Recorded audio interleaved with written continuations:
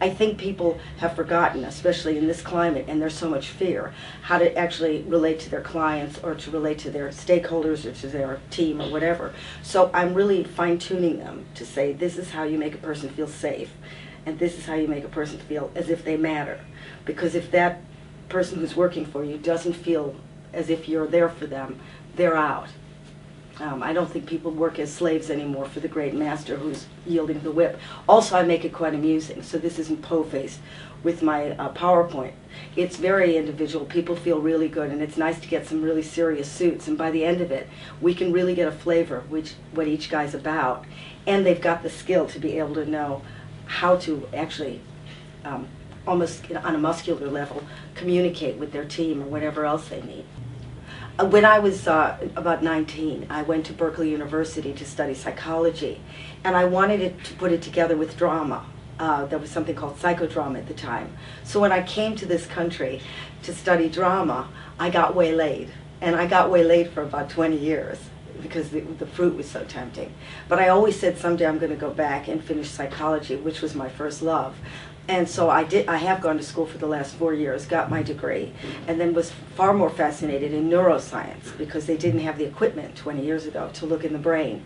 So I did a course of neuroscience at UCL, and now I find it really fascinating if people want to talk about communication, to really understand how the mothership works and how that relates to how we relate to other people.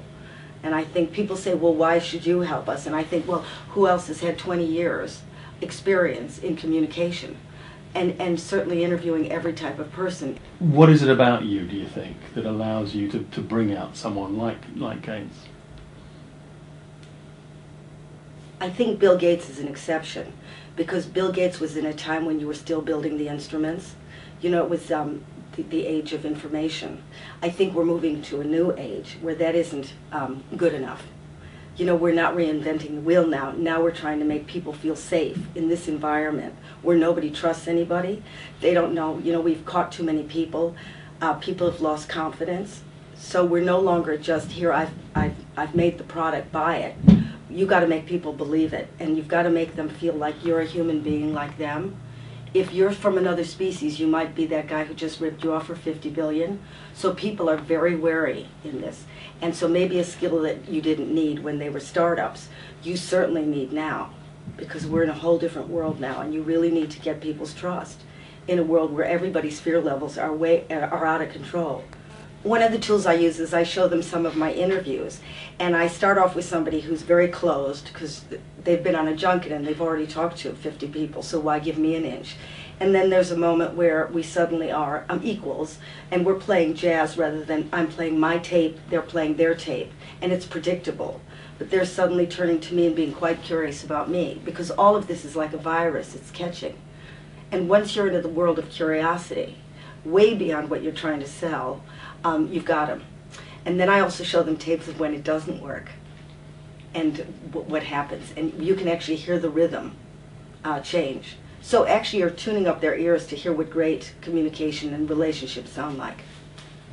I'm reminded of your interview with Bill Cosby, where he was just sort of stonewalling you all the time. Were you very aware of that at the time? Or? That's a brilliant example. Yeah, I've been with Donald Trump and Bill Cosby and Don King, and they were not opening to me at all. And I tried different entry points, and I finally did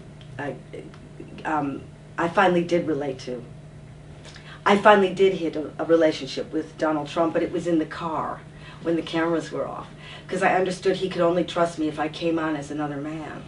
As a woman, he couldn't relate at all. So sometimes you have to figure out what's the guy's history. How does he see me?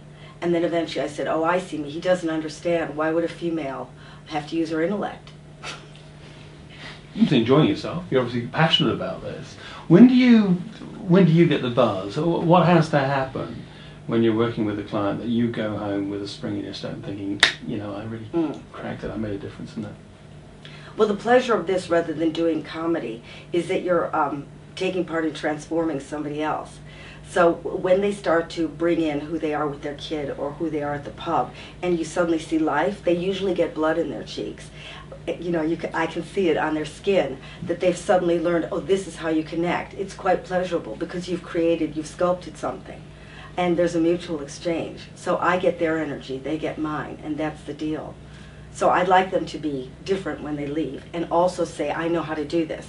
I may have to practice for a while, because it's up to the individual. I'm not saying, and the magic will spread. They have to practice what we've just done in that workshop.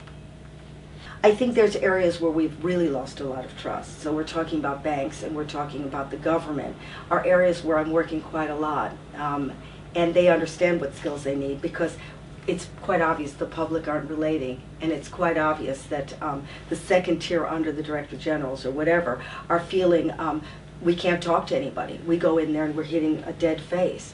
So they really need to brush up on their communication skills. They can make policies, but they can't talk to each other.